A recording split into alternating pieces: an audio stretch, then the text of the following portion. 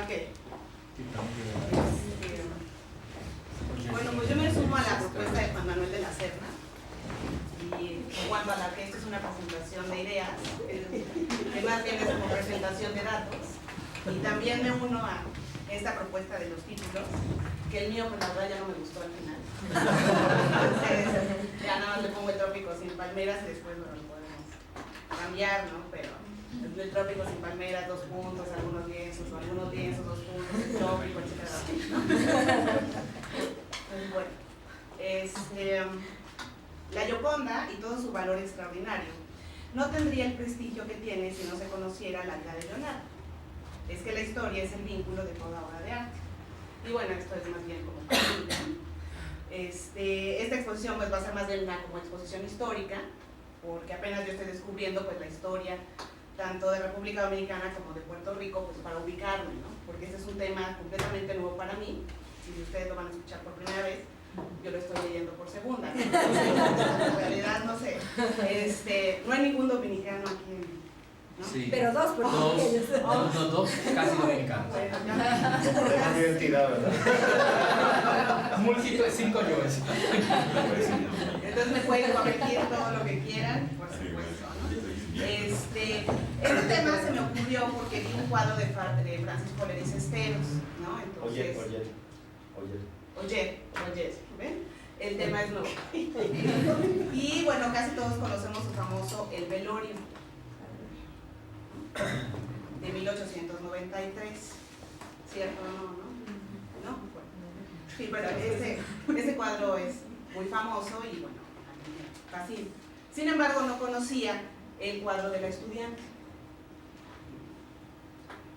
Entonces, bueno, no todo el arte caribeño, al menos de la segunda mitad del siglo XIX, es un arte de palmeras borrachas de sol, diría nuestro querido Agustín Lara, ni de cañaverales o ingenios azucareros o de mar.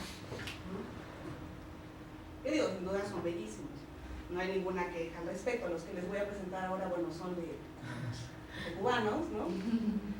Bueno, no es cubano propiamente, pero sí es en Matanzas, el valle de Yumuri, ¿no? Si no, corríjame. Yumuri.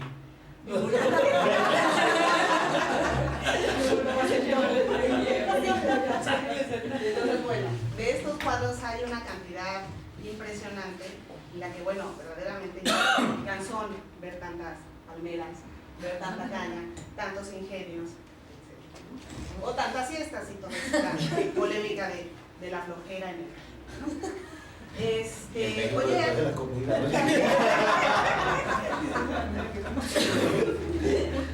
Oyer estudió de 1851 a 1853 en la Academia de Bellas Artes de San Fernando, Madrid, y después en París de 1858 a 1863.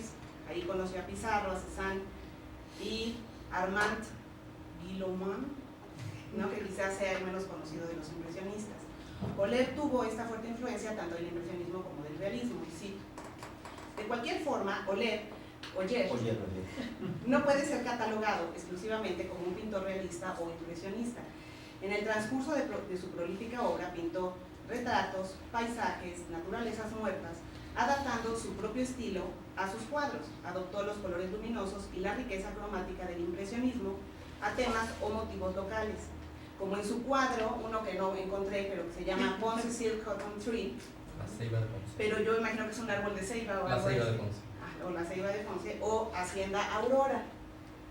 Entonces, bueno, estos son cuadros de Oller, que no tienen palmeras, porque obviamente no lo Pero pero tienen plátanos. Bueno, este es plátanos de bananas, aunque no sería beduinos, ¿cómo se dice? Guineos, ¿no? Aquí hay un bodegón con guineos, carne y pajuiles.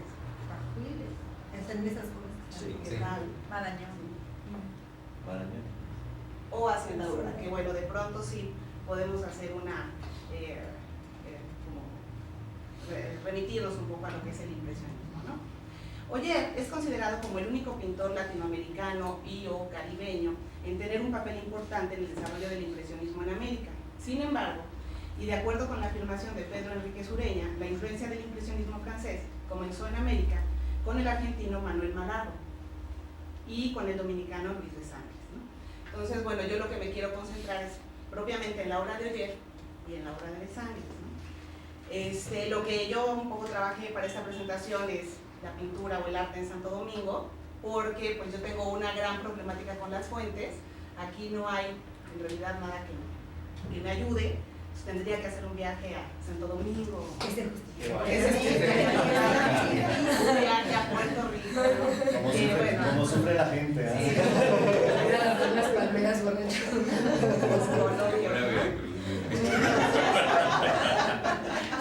¿Qué te pasa?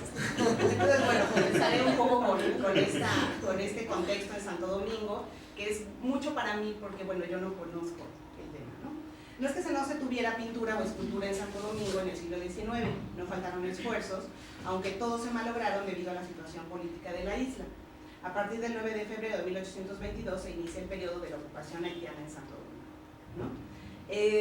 También, bueno, he estado trabajando cuestiones de la Academia de San Carlos en México, y entonces al leer esto, bueno, me llama mucho la atención porque aquí la Academia pues ya llevaba como casi 40 años funcionando, y en este momento en el que se inicia este periodo de la ocupación haitiana, pues la Academia de San Carlos estaba cerrando sus puertas también por la situación política, y bueno, la estaba reabriendo en 1824. Entonces tenemos que la única academia de Bellas Artes que había en América era la Academia de San Carlos, y pues yo me pregunto, bueno, ¿por qué todos los pintores se iban, bueno, más hacia Europa? Bueno, sí es lógico, obviamente, que hacia la Academia de San Carlos estaba cerca, aunque los artistas de la Academia también iban, obviamente, a España o a Roma, ¿no? El 27 de febrero de 44 surgió el Estado Dominicano, pero es hasta 1939, con la llegada de profesores y artistas españoles al país, que se funda la Escuela Nacional de Bellas Artes en la dictadura de Trujillo, ¿no?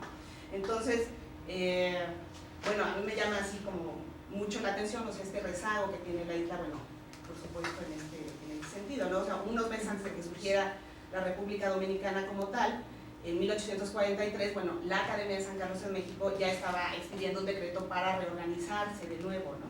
Entonces, se cambia el establecimiento, que es la Academia de San Carlos que conocemos hoy en día, y bueno, se traen profesores tanto de Italia como de España a México, ¿no? Entre ellos Melín Clavé, Manuel Vilar y otros, ¿no? Entonces, mientras esto sucede en México, apenas surge la República Dominicana, ¿no? La República Dominicana, la llamada Primera República, abarca el periodo que va desde la proclamación de la independencia en 1844 hasta la pérdida de la soberanía nacional, cuando se produce la anexión a España en 1850 y que culminó en 1861 o 63 con un periodo republicano en el medio, ¿no? Alejandro Bonilla, Luis de Sangles, Abelardo Rodríguez Urdaneta fueron los precursores clásicos del arte. La pintura dominicana fluyó siempre como por un mismo cauce, es decir, hubo un pintor predominante, o Bonilla, o de Sangles, o Abelardo, pero a partir de la desaparición de Rodríguez Urdaneta empieza una especie de anarquía, de disgregación y la diversidad de estilos. Entonces uno puede notar, bueno, al parecer como un contraste entre los viejos, o sea, como muchos maestros que había, ¿no?, con maestros únicos de antaño, ¿no?, antes de la independencia, ¿no? Entonces comenzaré con Alejandro Bonilla, ¿no? Creada la República Dominicana en 44, tras la noche de la dominación haitiana, se inicia el renacimiento de las letras y de las artes junto a los poetas y a los músicos. Surge el pintor representativo de su época, Alejandro Bonilla, quien simboliza el criollismo en boga desde el triunfo de la Restauración en 1865. La pintura dominicana renace propiamente con él, no solo la pintura de carácter general, sino de modo especial la de temas de historia. Fue un pintor eminentemente nacionalista, como había de serlo, bueno, obviamente en aquel momento, ¿no? Llevó al lienzo en numerosas obras de motivos dominicanos, casi los únicos que trató. Su profunda dominicanidad, su prosperidad, le llevaban siempre a dar preferencia a las cosas de su tierra. Fue el pintor dominicano que dejó mayor número de cuadros de asunto dominicano, muchos de los cuales se conservan aún, y de los cuales no les puedo conseguir ninguno para la presentación. Emigró a Caracas en 1868, donde ingresó en el taller de un pintor italiano, especializándose en la pintura de retratos, con el producto de los cuales pudo vivir en sus días de exilio, días en que el costumbrismo tiene ahí su mayor auge. Más tarde estableció una escuela de pintura con la protección del presidente venezolano Falcón. Regresó a Santo Domingo en 1874, instaló su taller, donde se dedicó a dar clases de pintura y se complace en recoger la renovada visión de las cosas amadas o añoradas, ¿no? No se vio afectado por la renovación artística de su época, es decir, el impresionismo, ¿no? Entonces este más bien sería así como mi antecedente, pero bueno, no tiene nada que ver con esta vanguardia, ¿no? Y cito: él se dedicaba preferentemente a temas en que había de amortecerse su espíritu: la evocación del rostro mesiánico de Duarte, los monumentos históricos, supervivientes del horrendo naufragio de la cultura dominicana, los entrañables paisajes de Lozama, con su pasmosa lentitud, la melancólica llegada de los restos de Sánchez y tantas otras imágenes queridas, la aduana antigua, barcos, gentes, banderas, y su mensaje siempre es idéntico, en su pétrea inmovilidad: un pasado inmutable, una página de historia invariable, una estampa de antaño plena de serenidad, cuya clave está en excelsa bondad del alma de Bonilla, correcto, sosegado, candoroso. En él impera la diafanidad, sus graves ruinas, para ser más perceptibles, las envuelve siempre, lo envuelve todo en una atmósfera diáfana y pura. En 1882, República Dominicana ve el inicio de su prosperidad en los recién fundados ingenios azucareros modernos, ¿no? Entonces, bueno, vemos como en la pintura todas estas aspiraciones de progreso, ¿no? Todos estos momentos de triunfo y que incluso, bueno, conllevan una espiritualidad, ¿no? La ciencia, el arte, la poesía se entrelazan en este periodo y así, tanto en el óleo o en la poesía, aparecen las mismas imágenes. Entonces se reproduce una y otra vez, bueno, la caña, los ingenios, etc. La pintura de Alejandro Bonilla es la visión de las cosas serenamente amadas. Encarnaba la transición entre lo pasado y lo moderno, que empieza en sus discípulos como Juan Fernández Corredor y Cruz. El movimiento artístico dominicano, en que se descollarían Luis de Sangles y Abelardo Rodríguez Urdaneta, se inicia propiamente con Juan Fernández Corredor y Cruz, pintor de la Escuela de Madrid. A principios de 1883, el mismo año en que murió Manet, llegó de Europa de paso para Colombia, pero se quedó en Santo Domingo porque le pareció un lugar fabuloso. La pintura no existía propiamente en Santo Domingo hasta muy avanzado el siglo XIX, porque no había maestros. La Sociedad Amigos de la Enseñanza fundó una clase de dibujo y pintura encomendada al artista. Corredor a su vez creó un curso económico de dibujo y pintura de 3 lecciones por semana. Su taller quedó instalado en el local de la escuela preparatoria y luego en la misma residencia de Corredor. Unos meses más tarde, los periódicos daban noticias de su progreso. Contaba ya con 22 alumnos que habían dado pruebas visibles de adelanto y asimismo que Corredor poseía las cualidades requeridas para su empeño y cito: dadas las condiciones en que se hallaba el país, era un verdadero triunfo para Santo Domingo. El 29 de septiembre de 83, la Escuela de Corredor realizó su primera exposición, con más de 30 obras a lápiz y pincel. Un periódico, El Eco de la Opinión, dedicó un artículo a la misma en que se alude al estilo de la escuela moderna, y esto tendría que ver seguramente con el impresionismo. Y sí, se abrió por fin el 29 del próximo pasado esta galería artística, donde se admiran muchas buenas obras. Entre ellas nos place ver los retratos de próceres como el invicto General Mella, que con su arrojo decidió el 27 de febrero. El colorido es brillante y extraño, como al fin estilo de la escuela moderna. Pero a hablar con franqueza, los precios son excesivamente altos e imposibilitan al admirador para hacerse con ellos. En otra ocasión hablaremos más largamente sobre esta exposición. En 1886, Fernández Corredor abandonó Santo Domingo. Enseñó, pintó, escribió acerca de los grandes maestros de la pintura e impulsó y animó decisivamente el movimiento artístico en aquella parte de la isla. Los principales candidatos para sustituirlo fueron sus discípulos José María Cabal y Felipe de los Santos. Santos ocupó la dirección de la escuela, pero no permanecería abierta por mucho tiempo. Y así sucede, o sea, repetidamente, bueno, se abre una pequeña escuela, pero se cierra, se abre otra, etcétera, y bueno, hasta 39 que se abre una academia propiamente. Esto no significa que decayera el entusiasmo artístico.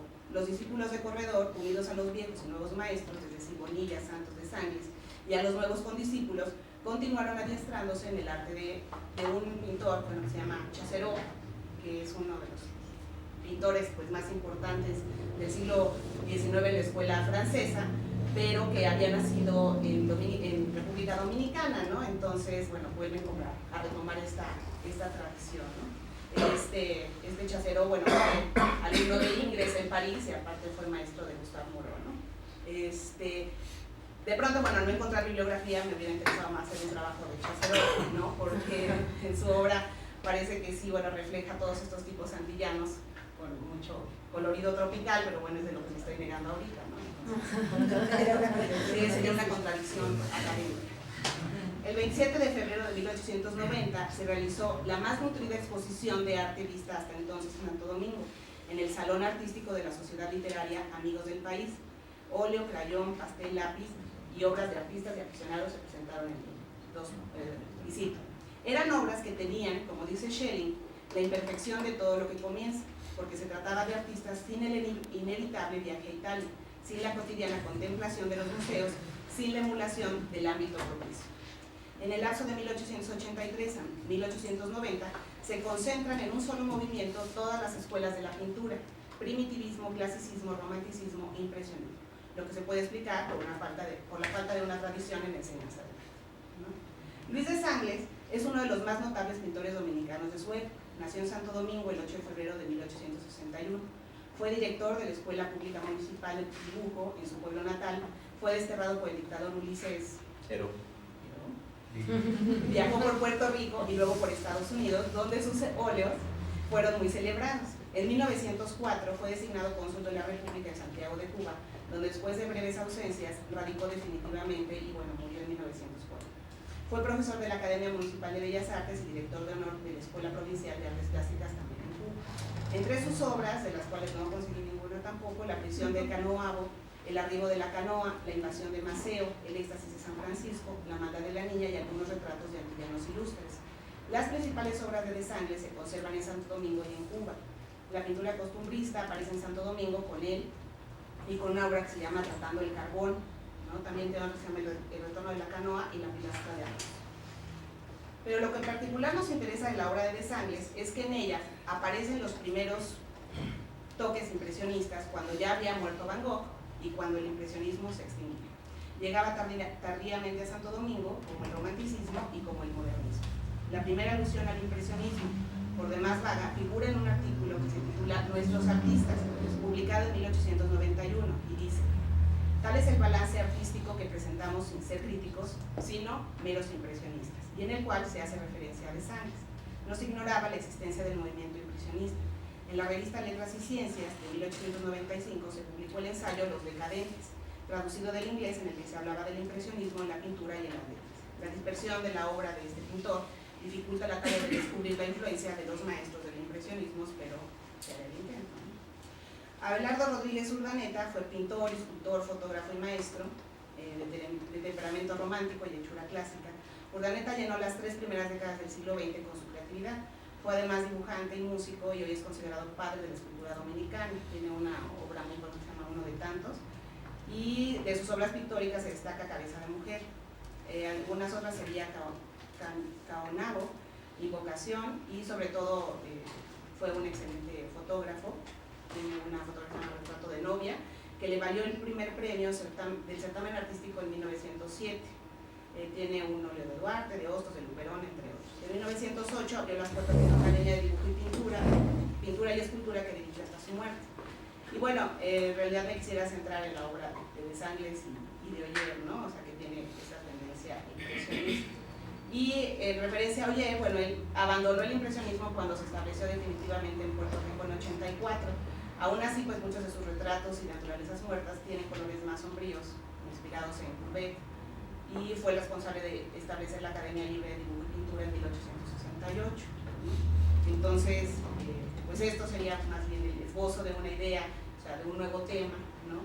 Y de buscar las raíces de cómo se importó, o sea, una vanguardia artística como el impresionismo, tanto a Santo Domingo, bueno, a República Dominicana y a Puerto Rico, ¿no? Entonces, y todo esto, bueno, en el contexto de un arte que es profundamente, pues, nacionalista, o sea, cómo ellos como que se salen de este contexto un poco. ¿Se puede implicar respectivo el viaje a Santo Domingo y a Puerto Rico? ¿No? ¿Qué va a implicar respectivo Sí. el viaje a Puerto Rico? Efectivamente. Y a las capitales. Así es. Sí, Eso sería Las muy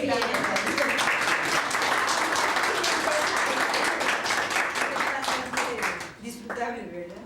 Bueno, pues entonces son una ronda de preguntas, comentarios, dudas, de ahí. Apoyo moral. Hay otra academia, o sea, la de San Carlos es la primera, pero muy poco después de la de San Carlos se funda en La Habana la Academia de San Alejandro. Entonces, pero el punto está ¿por qué Oller no va a San Alejandro, que tenía mucho más cerca que San Carlos? Sencillamente por la misma razón por la cual Diego Rivera se va de San Carlos y se va a París. O sea, en el momento que Diego Rivera se va a París, en San Carlos ya había impresionismo, y los cuadros, ayer yo vi en el Franz Mayer un cuadro impresionista de Diego Rivera, pero Diego Rivera lo que quería era una cosa nueva. Lo mismo pasa con Oller. Oller no se iba a ir a San Carlos ni a San Alejandro, porque allí lo que había era neoclasicismo, y entonces Oller lo que quería era la vanguardia. ¿Y dónde estaba la vanguardia? Se va a España, y en España no lo encuentra, y entonces por eso se va a Francia. Entonces la existencia de las academias, especialmente en el 19, nosotros hablamos de arte académico por eso mismo, y cuando hablamos de arte académico en el 19, por un tiempo se habló de un arte que la gente rechazaba, y por eso mismo que se va más lejos, porque allá está lo que quería. Entonces la distancia aquí no es atractivo, porque lo cercano no tenía. Sí, y bueno, en la Academia de San Carlos ya están en plena decadencia totalmente con profesores que son Y San Alejandro peor. chiquitos, ¿no? Entonces sí tiene una lógica, pero me parece así un poco que como salirnos, o sea, de toda esta idea del Caribe en la que solamente uno evoca palmeras, ¿no? O sea, también hubo pintores que se salieron, que se fueron, y que obviamente, bueno, a Desangle se tiene la idea de que él fue el que llevó el impresionismo a España incluso, ¿no? Bueno, pero Oller, el reto de Oller es pintar con la luz impresionista en la luz del trópico. Y cómo el impresionismo está hecho para la luz mediada de Francia.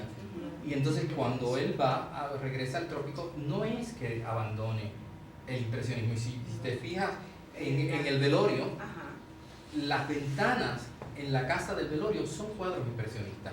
El interior de la casa, el interior de la casa es completamente realista, pero lo que él hace es que pinta tres cuadros impresionistas dentro del cuadro realista.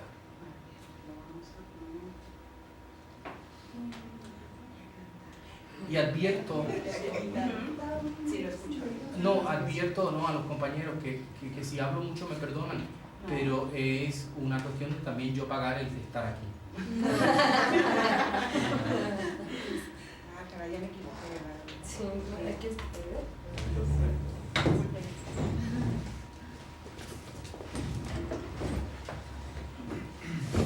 Ya, creo que ya lo logré. No, ya no me equivoqué. Sí, Ese es el PowerPoint. Sí, porque yo quería sacar hasta el velorio, ¿no? Pero sí podría hacer un intento. Uno se llama Oller y otro de sangre.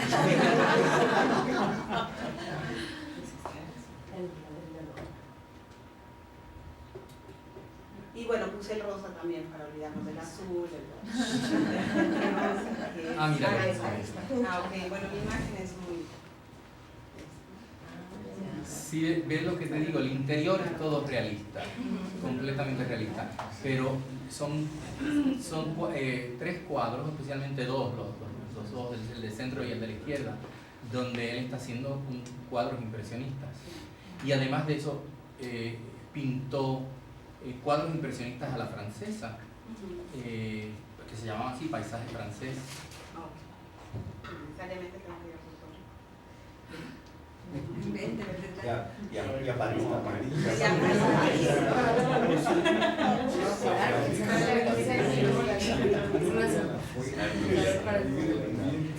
Pero por favor, más alto para todos. No, es que ahorita Efraín, ¿verdad? ¿Sí?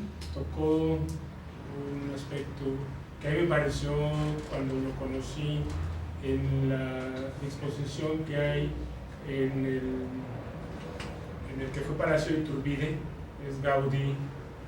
Sí, O sea, ahí hay una frase que me parece a mí un poema, ¿verdad?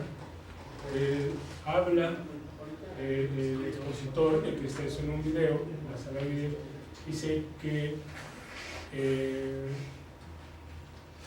el tipo de pintura que se desarrolla en la luz del Mediterráneo no se desarrolla en ningún otro lugar.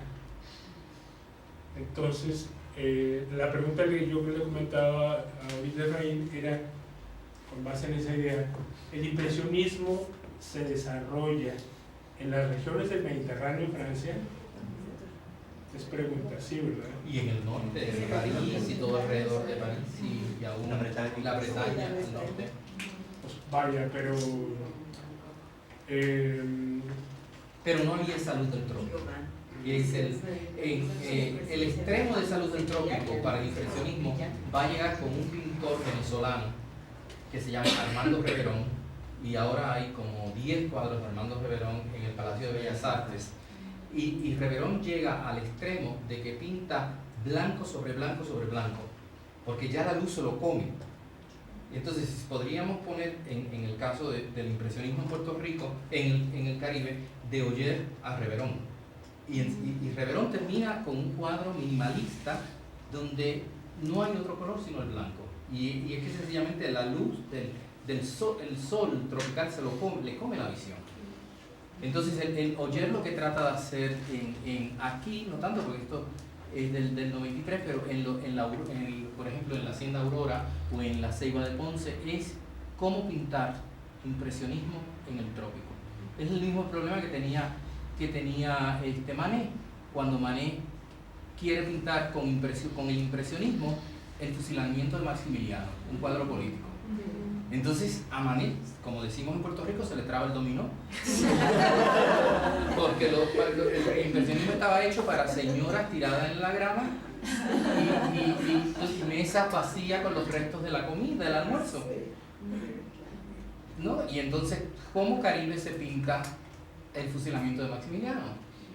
Con un pincel impresionista. Y entonces por eso hace 4 versiones, porque no lo puede lograr. Entonces Oller a Oller es el mismo problema, y aquí es el problema político. Entonces por eso el impresionismo se le queda en las ventanas, en las ventanas y en las puertas, pero el interior, ante el tema de la decadencia moral y económica del campesinado, pues tiene que volver al realismo. Ricardo y Gaby. Bueno, yo quiero decir, bueno, obviamente me parece súper interesante, la verdad desde la perspectiva mexicana, como que esto no ha sido trabajado realmente, pero sí hay algunos trabajitos que a lo mejor te pueden servir, no propiamente no sé si propiamente pintura dominicana o puertorriqueña, pero sí de pintura cubana de la época. Hay una investigadora cubana que se llama Adelaida de Juan, que tiene algunos trabajitos. Adelaida de Juan. ¿Sabes? En la revista Casa de las Américas, en otra revista pero ahorita me acuerdo antes de que terminemos y te digo. Y ahí hay algunos articulitos que te pueden servir. Ella hace sobre todo de pintura cubana, pero también tiene algunos artículos de pintura en el Caribe, en el 19 y principios del 20. Y bueno, también nada más rapidísimo decirte que bueno, también todos los cubanos, también desde el andaluz hasta Wilberto Lam y muchísimos más, si estoy diciendo. Muchos más también se van fuera, o sea, también se van fuera, aprenden las técnicas, o sea, el impresionismo, el cubismo, etcétera, y regresan. Y bueno, muchos, o sea, a lo mejor no sería como muy bueno obsesionarte por no encontrar palmeras o por enfocarte en las no palmeras, porque la gran mayoría y muchos de los cuadros, bueno, más bonitos que yo he visto en la plástica cubana de esos años, de finales del 19 y de principios del 20, tienen también esos motivos, no solamente eso, claro, pero también los tienen. Y bueno, creo que ya, o sea, tú como historiadora del arte, pues igual le vas a dar como ese enfoque que además creo que sí está haciendo falta en una perspectiva mexicana, ¿no? Yo fíjate que veo una ausencia severa, que es precisamente toda la vertiente de la pintura tlacotalpeña, que finalmente va a estar muy en esa línea. Fuster, Salvador Ferrando, por ejemplo, el propio Fuster llega a hacer unos lienzos realmente inmensos en la iglesia de Tlacotalpan, que son impresionistas, ¿no? ¿Qué año? Fuster. ¿Pero qué año? Esto es en 1902, 1903, por ahí. Entonces es poco tardío, pero sí está en la línea. Y bueno, Salvador Ferrando, no hay que olvidar que Ferrando viaja mucho y también se va a Europa, etcétera, etcétera, y trae una técnica francesa, de hecho, y regresa un poco al trópico de Tlacotalpa también, y pinta mi abuela vestida de jarocha, a su boda, cosas de ese tipo, con una técnica también muy, digamos, y aquí es donde yo creo que aquí es donde siento que hay un problema de encasillamiento prematuro, para ponerlo así. No transitan tan automáticamente del costumbrismo al impresionismo, ¿no? Van y vienen. Esto hay que tratar de entenderlo. O sea, de repente hacen algo que medio suele, que está en la línea y luego en la línea del impresionismo, y luego regresan al costumbrismo también, ¿no? Entonces, en ese sentido creo que valdría la pena no pensar, ya se instalaron en el impresionismo, ya están en la vanguardia. No, van y vienen. Yo creo que eso es una cosa que habría que entender. Ser más flexible. Y yo creo que ahí no estaría nada mal que vieras a Clausel, ¿no? Clausel sí es, sí se lanza al impresionismo de una manera brutal, incluso desde la Ciudad de México, ¿no? Y entonces creo que valdría la pena que lo vieras como una especie de vanguardia extrema, si tú lo quieres, pero luego también Clausel regresa y pinta los volcanes en una fiesta, etcétera, etcétera, y es costumbrista otra vez, y pone un globo aerostático, etcétera, etcétera. Entonces habría que pensar a precisamente estos que vienen entre el Caribe y Europa, y que también a veces se mueven, como bien lo dices, dentro del propio Caribe, con influencias múltiples, ¿no? Con una influencia, hay que como tratar de olvidarse un poco de que la influencia necesariamente viene de París, ¿no? ¿Sí? O necesaria del inevitable viaje a Italia, ¿no? ¿Sí? No necesariamente viene así, también yo creo que por lo menos en la fotografía a mí me ha quedado muy claro, se retroalimentan entre sí, se ven entre sí también, y de repente la referencia a Europa es una referencia relativa, ¿no? Es como una especie de busca de un reconocimiento, pero si no me reconozco tampoco es importante, ¿no?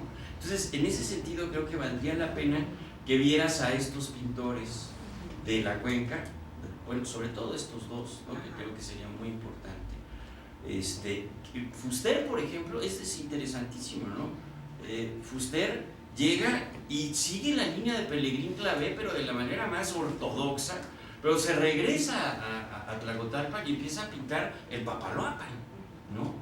Y además lo empieza a pintar así como muy impresionista, y al rato es de un detalle impresionante. Entonces yo creo que vale la pena pensarlos. Me preocupa un poco que los veas casi porque si vas a hacer el impresionismo verlos tan individualizados, quizá lo que te va a generar es precisamente eso, un encasillamiento. Entonces no estaría nada mal ver la corriente, pero una corriente múltiple, no es una corriente así de Europa sino una corriente que va y viene. Creo que eso sería, te ayudaría muchísimo.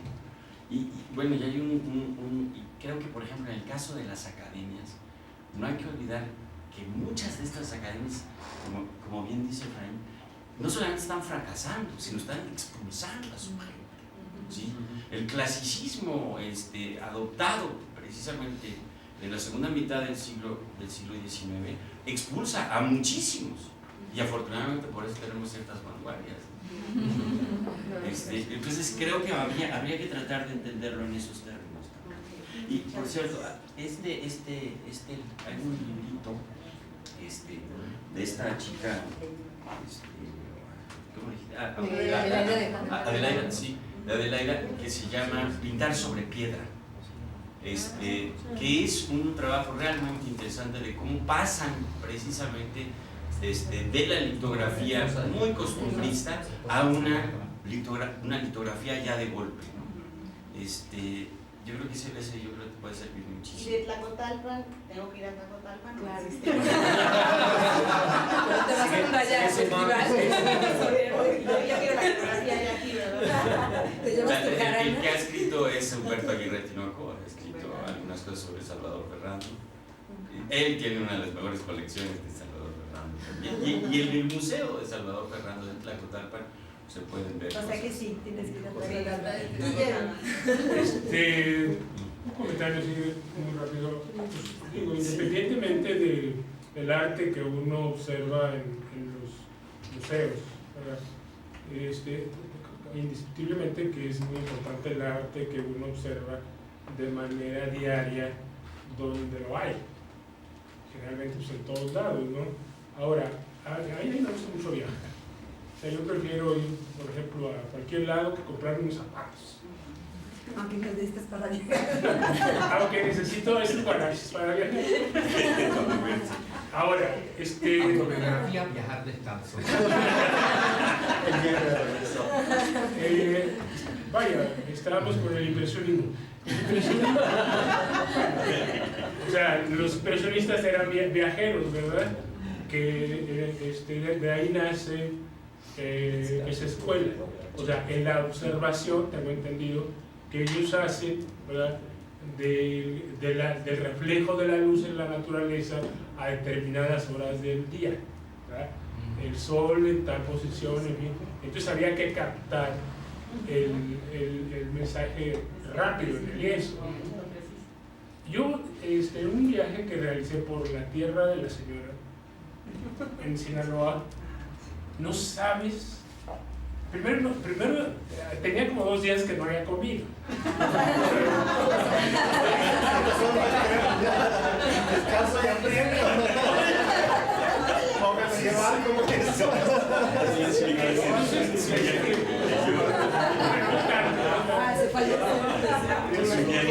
Y hace cuenta que de repente, digo, cuando uno trae hambre, pues hay una metamorfosis en el organismo, ¿verdad? Que no solo termina transformado en lo que se transforma Kafka, ¿no? O sea, un escarabajo, sino que te quieres comer el árbol que tienes cerca, ¿verdad? Entonces, haz de cuenta que yo ya estaba un chorro de hambre, entonces cuando el sol empieza a bajar, estaba en un lago en Sinaloa, una presa, pero yo digo lago, se saca de Guamuchi, la presa, no me acuerdo ahorita. Y entonces eran una explosión de colores, Joana. O sea, dije, Dios mío, ¿pero qué es esto? Te lo juro. Estaba yo enloquecido.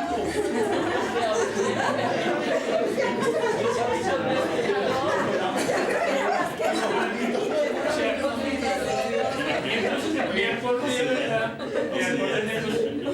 me acordé de los impresionistas, que indiscutiblemente era un cuadro que me regalaban en la naturaleza maravilloso. No le conté a nadie.